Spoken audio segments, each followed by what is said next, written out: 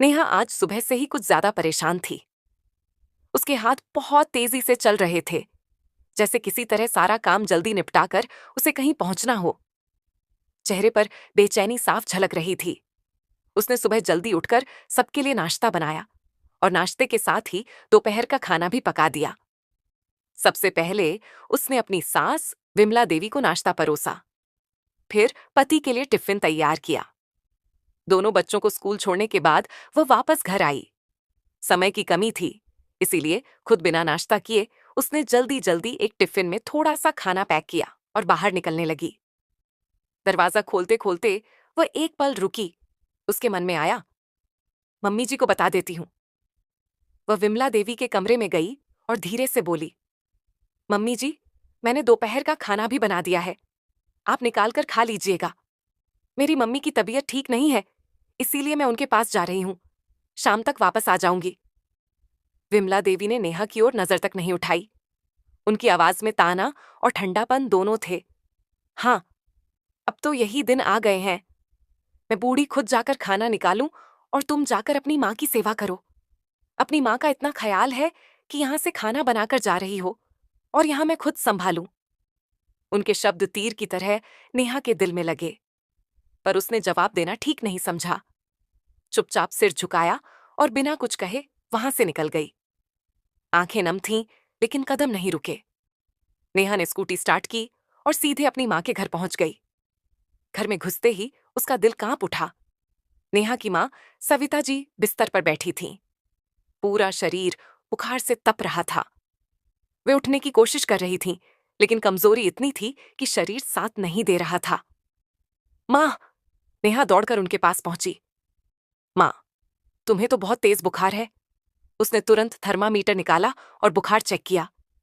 102 degree. Neha घबरा गई। माँ, ये ठीक नहीं है, हमें अभी डॉक्टर के पास चलना होगा। सविता जी ने कमजोर आवाज में मना किया। अरे बेटा, तू क्यों आ गई? तेरी सास को अच्छा नहीं लगेगा, मैं संभाल लूंगी। वैसे भी छोटा बेटा अगले हफ्ते आ जाएगा। पर नेहा नहीं मानी। उसने माँ का हाथ थामते हुए कहा, अगर तबीयत और बिगड़ गई तो? मैं अभी डॉक्टर को दिखाए बिना नहीं मानूंगी।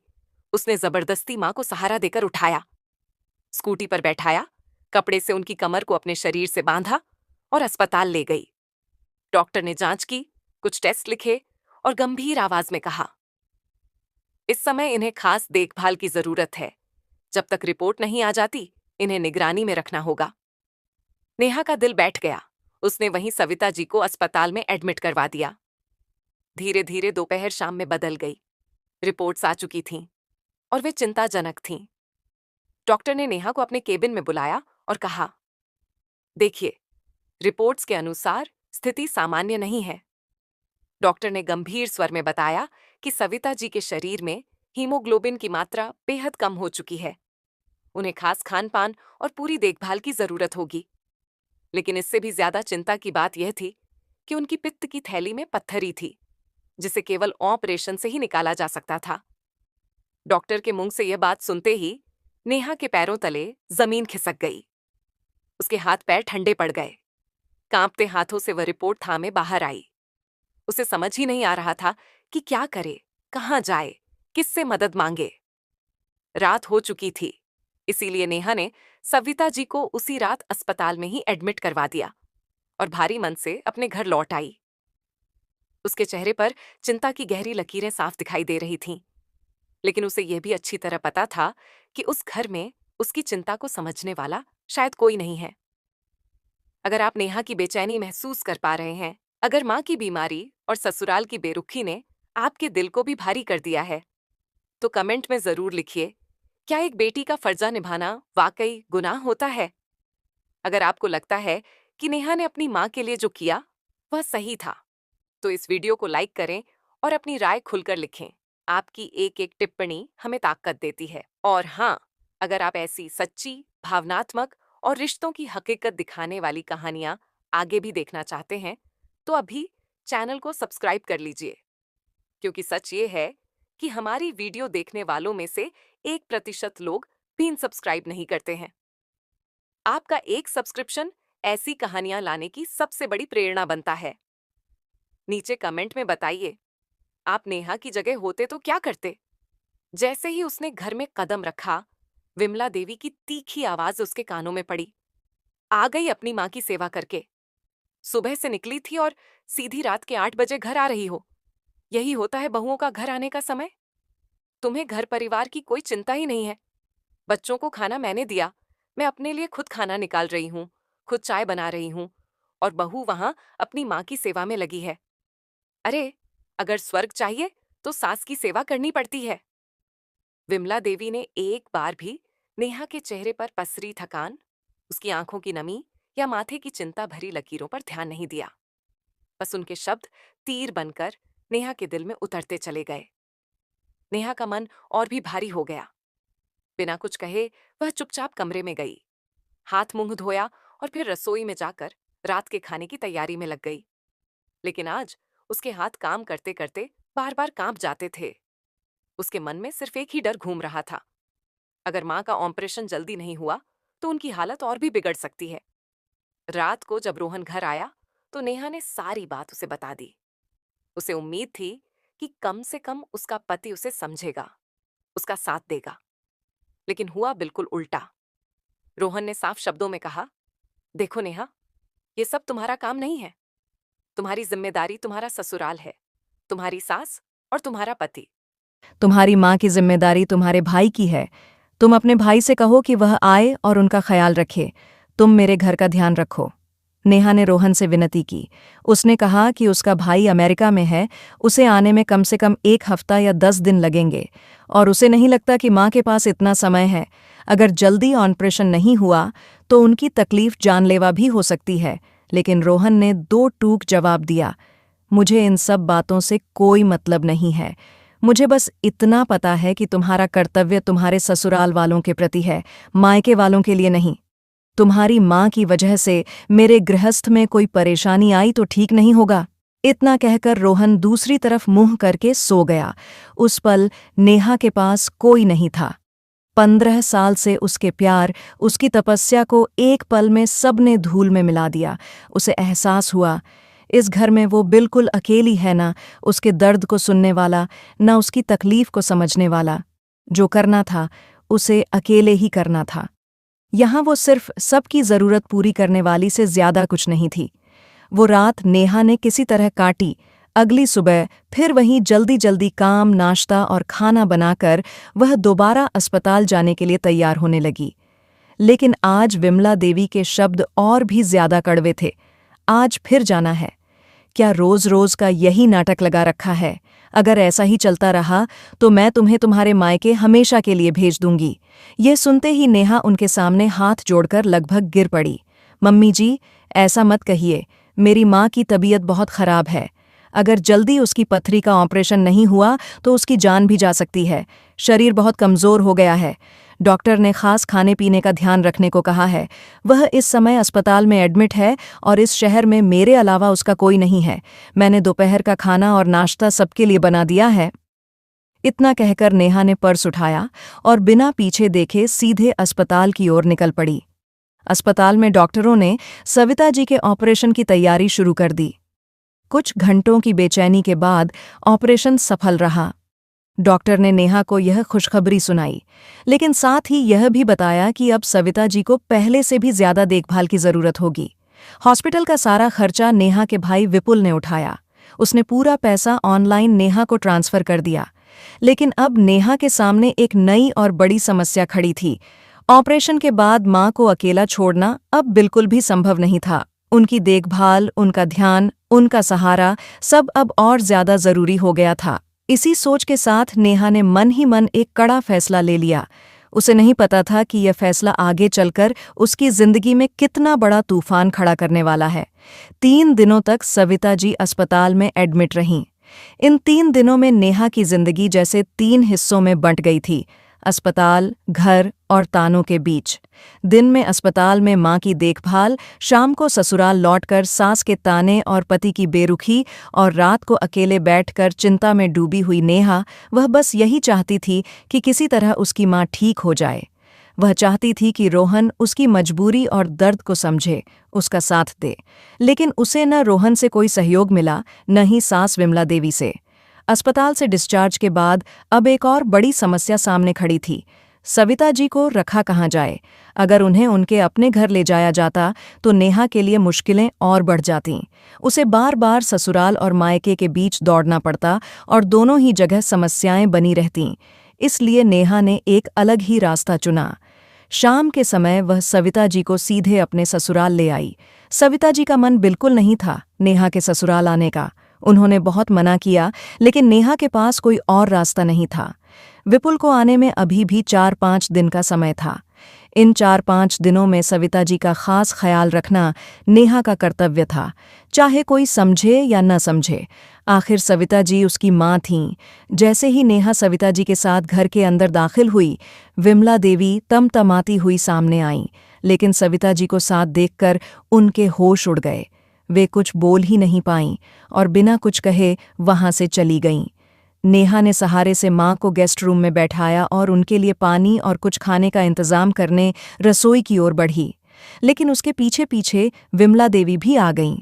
धीमी लेकिन झर भरी आवाज में उन्होंने कहा, "ये क्या नया तमाशा शुरू कर दिया है? अब तक तो घर छोड़ छाड़ कर अपनी माँ की सेवा कर रही थी और अब उन्हें ही यहाँ ले आई हो? तुम्हारी माँ को भी जरा सी शर्म नहीं आई बिना हमसे पूछे इस घर में आने की?"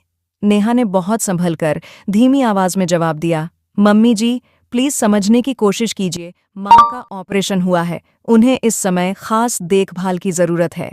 आप तो उनकी उम्र की हैं, आप उनकी हालत समझ सकती हैं।" लेकिन विमला देवी ने दो टूक कह दिया, "आज रात तो ठीक है, कल सुबह होते ही अपनी माँ को घर छोड़ आओ, वरना अपनी माँ के साथ तुम भी जा सकती हो।" यह सुनकर नेहा का दिल जैसे वहीं धक से रह गया। उसने सोचा, शायद रात को रोहन सब समझ ले। उधर सविता जी घर का माहौल महसूस कर रही थीं। बेटी के चेहरे की चिंता, उसकी आंखों की थकान, विमला देवी का रुख, सब कुछ वे देख पा रही थीं। उन्हें वहां रहना बिल्कुल अच्छा नहीं लग रहा था, लेकिन बेटी की मजबूरी के आगे वे चुप रह गईं। रात में रोहन घर आया। सविता जी को देखकर वह चौंक गया। उसने औपचारिक प्रणाम किया, हालचाल पूछा और गुस्से में कमरे की ओर बढ़ गया। नेहा का सिर दर्द से फटा जा रहा था। वह कमरे में बैठी सिर दबा रही थी कि तभी रोहन की कर्कश आवाज गूंजी, "नेहा, यह क्या कर डाला है? तुम अपनी माँ को हमारे घर ले आई हो?" नेहा ने उसे समझाने की कोशिश की, "देखिए, मम्मी की तबीयत ठीक नहीं है। पित्त की थैली का ऑपरेशन हुआ है। बस कुछ ही दिनों की बात है। भैया भाभी के आते ही मैं खुद उन्हें घर पहुंचा दूंगी।" लेकिन रोहन ने साफ कहा, "मैं अपने घर में किसी बाहरी इंसान को नहीं देखना चाहता। आज माँ आई है, कल भाई आएगा, परसों भाभी, पूरा खानदान ही मेरे घर में घुस जाएगा। ये घर है या धर्मशाला?" ये शब्द नेहा के दिल में तीर की तरह चुभ गए। बाहरी इंसान? मेरी माँ इनके लिए बाहरी इंसान है। नेहा के मन में सैलाब सा उठा। इतने सालों की सेवा, त्याग और चुप्पी का यही परिणाम था। जरूरत पड़ने पर वह अपनी माँ को कुछ दिनों के लिए भी अपने पास नहीं रख सकती थी। आज नेहा से सहा नहीं गया। हमेशा सहने वाली नेहा ने पलटकर कहा, "अगर मेरी माँ आपके लिए पराई है तो मैं आपकी अपनी कैसे हुई? मैं अभी अपनी माँ को लेकर यहाँ से चली जाऊंगी। जब आपकी माँ को जरा सी भी तकलीफ होती है तो आप मुझे कितनी बड़ी बड़ी बातें समझाते हैं। कहते हैं, मेरी माँ तुम्हारी माँ जैसी ही है, उसे अपनी माँ समझो, वैसे ही सेवा करो जैसे अपनी माँ की करती हो। मैंने बिना सवाल किए सब मान लिया, लेकिन आज मैं आपसे एक सवाल पूछना चाहती हूँ। जब आपकी माँ मेरी माँ हो सकती है, तो क्या मेरी माँ आपकी माँ नहीं हो सकती? मैंने आपकी माँ की सेवा बिल्कुल अपनी माँ की तरह की, पर आपने मेरी माँ को हमेशा पराया ही समझा। इतने सालों के त्याग, चुप्पी और सहनशीलता का क्या यही परिणाम था? अगर इस घर में मेरा कोई अस्तित्व ही नहीं, अगर यहाँ मुझे एक छोटे से फैसले का भी अधिकार नहीं, तो फिर मैं यहाँ रहूं ही क्यों? आज मैं अपनी माँ को लेकर जा रही हूँ। आप अपना घर, अपनी गृहस्थी, अपनी माँ और अपने बच्चे, सब कुछ खुद संभालिए, अब और नहीं।" इतना कहकर नेहा सविता जी के कमरे में गई। जल्दी जल्दी उनका सामान एक बैग में रखा, कैब बुक की और माँ को सहारा देकर बाहर ले जाने लगी। सविता जी ने घबराकर पूछा, "बेटी, क्या हुआ? हम कहाँ जा रहे हैं?" नेहा ने भारी आवाज में कहा, "हम अपने घर जा रहे हैं माँ, यह हमारा घर नहीं है। जहां हम पराई हों वहां रहकर सेवा करने का क्या मतलब?" तभी विमला देवी भी वहां आ पहुंची। "बहुत जबान चलने लगी है तेरी। तुझे क्या लगता है तेरे बिना यह घर नहीं चलेगा? विमला जी झर घोलती हुई बोलीं, चलेगा? और बहुत अच्छे से चलेगा। और देखना, एक दिन तू अपने की पर पछताएगी। तेरी ये रोगी बुढ़िया माँ भी एक दिन मर ही जाएगी। उसके बाद देखना कैसे नाक रगड़ती हुई भागी भागी यहीं आएगी, और तब मैं तुझे लात मारकर इस घर से भगा दूंगी। इतना सुनते ही नेहा के भीतर जैसे ज्वालामुखी फट पड़ा। उसने न कुछ सोचा न कुछ समझा, और अगले ही पल विमला जी के गाल पर एक जोरदार तमाचा जड़ दिया। दहाड़ती हुई नेहा बोली, खबरदार! मेरी माँ के बारे में आपने एक भी शब्द बोला तो मैं यह भी भूल जाऊंगी कि आप मेरी सास हैं। आज आप मेरी माँ को रोगी बुढ़िया कह रही हैं? भूल गईं आप? 2 साल पहले जब आप सीढ़ियों से गिरकर बिस्तर पर पड़ी थीं, जब आपके पैर टूट गए थे, जब आप खुद चलकर बाथरूम तक नहीं जा पाती थीं, तब कौन था जो आपको नहलाता था? कौन खिलाता था? कौन पिलाता था? आपका बेटा। उसने तो आपसे एक कप चाय के लिए भी कभी नहीं पूछा। सब कुछ मैंने किया था, और आज आप मेरी माँ के लिए ऐसे शब्द बोल रही हैं? याद रखिए, एक दिन आप पछताएंगी, जिस दिन आप खुद असहाय होंगी, और उस दिन आपको एक गिलास पानी देने वाला भी कोई नहीं होगा। तभी अंदर से शोर सुनकर रोहन बाहर आया। सामने का नजारा देखकर वह सन्न रह गया। गुस्से में वह नेहा की ओर बढ़ा ही था कि नेहा ने चीखते हुए उसे वहीं रोक दिया। खबरदार, जो मेरे पास भी आए! आज अगर तुम एक कदम भी आगे बढ़े तो मैं किसी रिश्ते, किसी मर्यादा को नहीं मानूंगी। इतना कहकर नेहा अपनी माँ का हाथ थामकर सीधे कैब में बैठी और बिना पीछे देखे अपने मायके चली गई। इधर रोहन और विमला जी गुस्से से कांप रहे थे। दोनों ने उसी पल नेहा को अपनी जिंदगी से हमेशा हमेशा के लिए निकाल देने का फैसला कर लिया। कैब ससुराल की गली से बाहर निकल चुकी थी।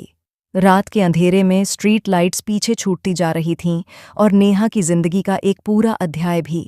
कैब मायके की गली में आकर रुकी।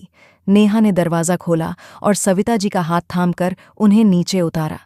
घर वहीं पुराना था, वहीं सादगी, वहीं दीवारें, लेकिन आज उसमें एक अलग सी शांति थी। ऐसी शांति जिसमें कोई ताना नहीं था, कोई डर नहीं था, कोई हिसाब किताब नहीं था। कमरे में पहुंचकर सविता जी पलंग पर बैठ गईं और देर तक नेहा को देखती रहीं। उनकी आंखों में अपराध बोध साफ झलक रहा था। थोड़ी देर बाद उन्होंने कांपती आवाज में कहा कि बेटी, तू ऐसा नहीं कर सकती। बेटियों का असली घर तो उनका ससुराल ही होता है।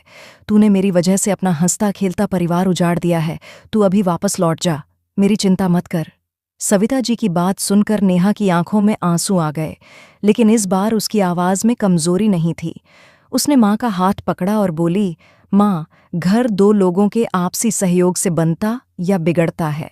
मैंने 15 साल पूरी ईमानदारी और पूरी निष्ठा से उस घर को संभाला, हर रिश्ते को निभाया, हर ताना चुपचाप सहा। लेकिन बदले में मुझे क्या मिला? क्या मुझे इतना भी अधिकार नहीं कि मैं अपनी बीमार माँ को कुछ दिनों के लिए अपने ससुराल में रख सकूं? एक ही पल में उन्होंने मेरी सालों की तपस्या को ठुकरा दिया, जैसे मेरा कोई अस्तित्व ही नहीं। अगर उन्हें लगता है कि मैं उनकी जिंदगी में फालतू हूं, मेरी कोई कीमत नहीं, तो क्या मैं खुद को भी वैसा ही मान लूं? नहीं माँ, आपने मेरा घर नहीं तोड़ा, बल्कि उनके स्वार्थ और अहंकार ने उन्हें अकेला किया है। सविता जी के पास कोई जवाब नहीं था। वे चुपचाप बेटी को देखती रहीं और दोनों उसी घर में ठहर गईं। कुछ ही दिनों बाद नेहा का भाई विपुल अमेरिका से आ गया। आते ही उसने माँ और बहन को गले लगाया और उनके साथ कुछ दिन वहीं रुक गया। इन दिनों में उसे नेहा की पूरी कहानी पता चली, उसकी चुप्पी, उसका संघर्ष, उसका अपमान और उसका आत्मसम्मान के लिए लिया गया फैसला। एक शाम तीनों साथ बैठे थे। तब विपुल ने साफ शब्दों में कहा, नेहा, तुमने बिल्कुल सही किया है। इतने सालों की तपस्या के बाद अगर तुम्हें उस घर में थोड़ा सा भी अधिकार नहीं मिल रहा, अगर बीमार मां को रखने की इजाजत तक नहीं है, तो उस घर में रहने का कोई मतलब ही नहीं था। और ये मत समझना कि तुम यहां बोझ हो। तुम मेरी बहन हो, और बहन कभी बोझ नहीं होती। फिर उसने नेहा को बताया कि अमेरिका में उसके अच्छे कॉन्टैक्ट हैं और वह उसे वर्क फ्रॉम होम का एक अच्छा काम दिलवा सकता है, जिसमें वह डाटा एंट्री ऑपरेटर के रूप में अमेरिकी कंपनियों का डाटा घर बैठे भर सकेगी। ये काम पूरी तरह ऑनलाइन होगा और इससे वह आत्मनिर्भर बन सकेगी। नेहा के मन में बरसों बाद एक नई उम्मीद जगी। कुछ दिनों तक विपुल वहीं रहा, नेहा को ट्रेनिंग दिलवाई, मां के इलाज की व्यवस्था की और फिर 1 हफ्ते बाद वापस अमेरिका लौट गया। जाते जाते वह नेहा के लिए आत्मनिर्भरता की एक नई राह छोड़ गया। समय धीरे धीरे आगे बढ़ने लगा। विपुल ने अमेरिका से ही नेहा का काम शुरू करवा दिया और अब नेहा घर बैठे अच्छी कमाई करने लगी थी।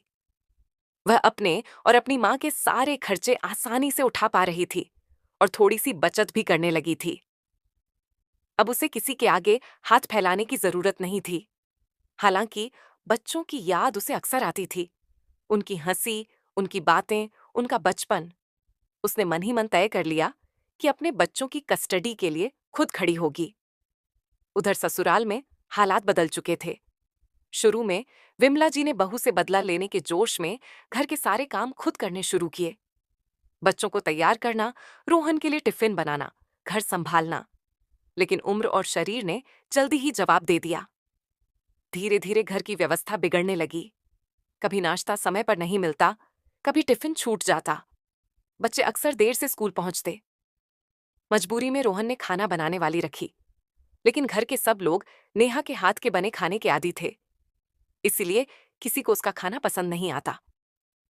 बच्चे रात को रोहन से पूछते, पापा, मम्मी कब आएंगी? मम्मी हमें छोड़कर क्यों चली गई? हमें माँ के पास जाना है। रोहन के पास उनके सवालों का कोई जवाब नहीं होता। अब उसे हर छोटी कमी में, हर खालीपन में नेहा की याद आने लगी थी। उसे समझ आने लगा था कि अपने अहंकार के आगे उसने नेहा की अहमियत को कभी समझा ही नहीं। और जिस घर को वह बिना उसके चला लेने का दावा कर रहा था, वही घर अब सूना बिखरा और निर्जीव हो चुका था। कुछ हफ्तों बाद एक दोपहर रोहन के घर एक कानूनी नोटिस आया। जैसे ही उसने लिफाफा खोला और पढ़ना शुरू किया, उसके पैरों तले जमीन खिसक गई। वह नोटिस नेहा की तरफ से था, तलाक और बच्चों की कस्टडी के लिए। रोहन ने सपने में भी नहीं सोचा था कि उसका अहंकार एक दिन उसकी पूरी गृहस्थी को इस तरह उजाड़ देगा। पहली बार उसे अपनी गलती का एहसास हुआ।